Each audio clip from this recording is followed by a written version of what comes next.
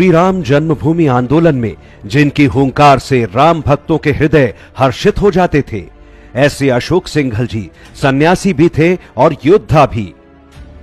पर वो स्वयं को राष्ट्रीय स्वयंसेवक संघ का प्रचारक ही मानते थे।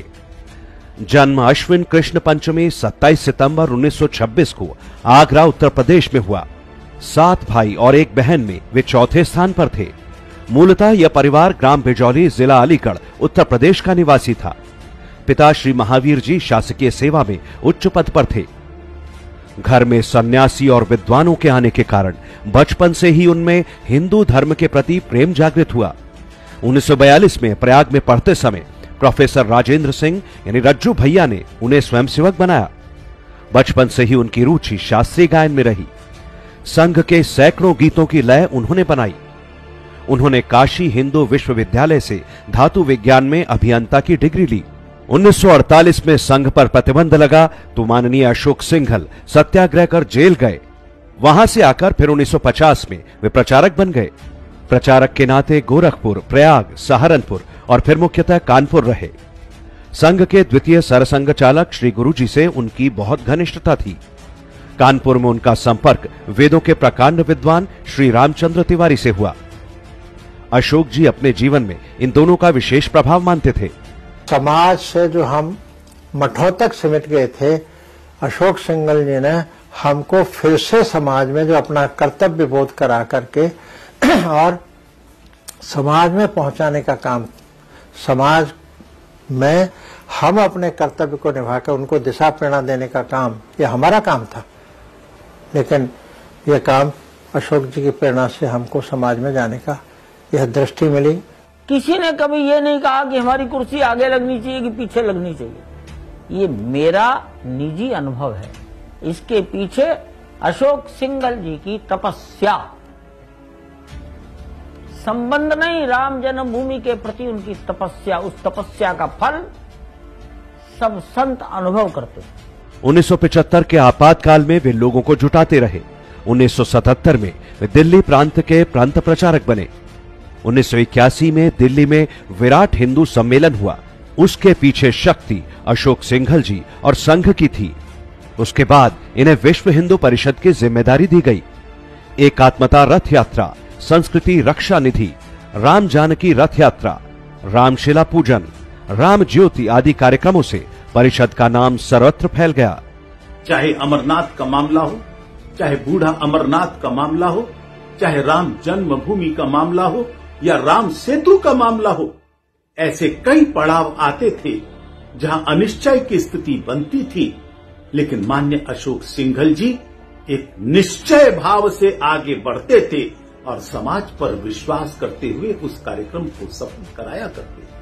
परिषद के काम में बजरंग दल, परावर्तन, गाय, गंगा, सेवा, संस्कृत, एकल विद्यालय आदि कई नए आयाम जोड़े गए।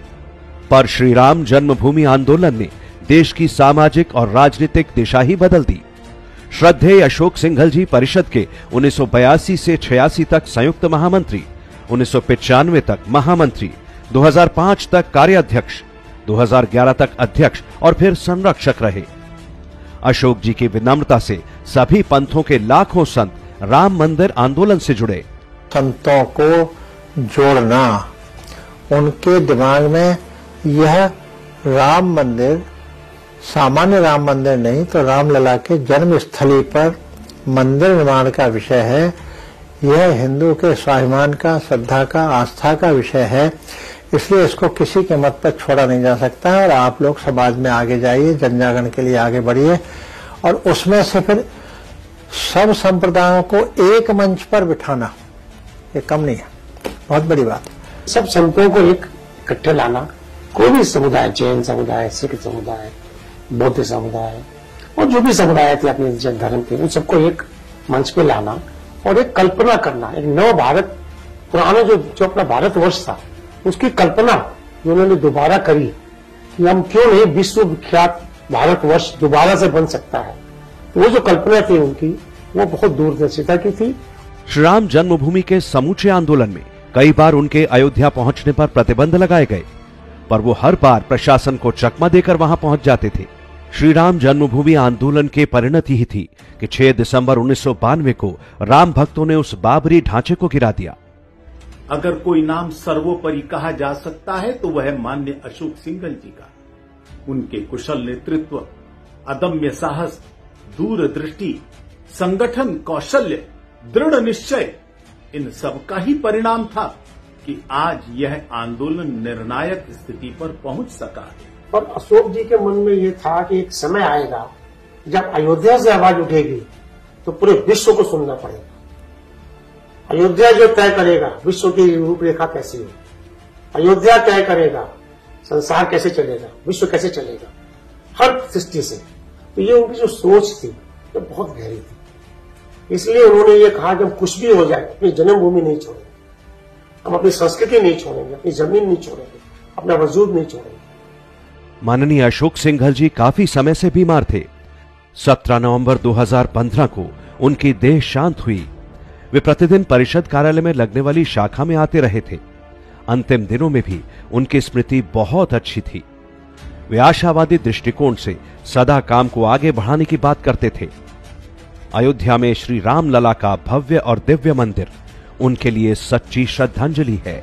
1990 में जब कुछ भी किसी को दूर दूर तक सोच भी नहीं था कि क्या होगा, कोर्ट क्या करेगा और क्या करेगा, लेकिन इसके बाद भी सोमपुरा अहमदाबाद उनसे मंदिर का प्रारूप तैयार करवाना, उस पर प्रारूप के आधार पर पत्थरों की तराशी कराना, कटाई छटाई, और वो सब लोग पूछते थे अरे कभी तो समय आएगा, जब समय आएगा तो ये पत्थर वही मंदिर के काम में आएंगे। और आज हम देखते हैं कि ये जो 2 साल में मंदिर तैयार हो रहा है तो वो जो 90 से तराशने वाले पत्थर वही सब काम आ रहे हैं। अशोक जी हमारे बीच में नहीं है, लेकिन उनके गुण, उनकी स्मृतियां, ये सब हमारी यादों में शेष हैं।